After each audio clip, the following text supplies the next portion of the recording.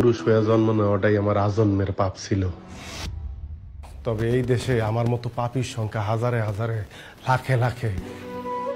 এরা সবাই মানব সন্তান হয়ে জন্মাইছে ঠিকই, কেউ পুরুষ হয়ে উঠতে পারে নাই। আর পুরুষ হয়ে না ওঠার যন্ত্রণা যে কত কঠিন, কত ভয়াবহ, প্রতিনিয়ত হারে হারে টের পাই।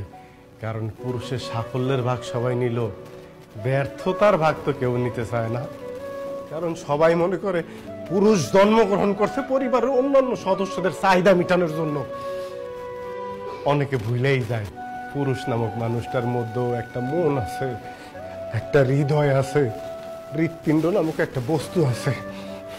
প্রিয়জনের কথার আঘাতে সেই হৃৎপিণ্ডটা না কাইপা ওঠে। ভুলা যাইবই না কেন কও? কারণ পুরুষ তো কখনো কারো প্রিয়জন হয়ে উঠতে পারে না। সব সময় পুরুষ প্রয়োজনই কাজে লাগে।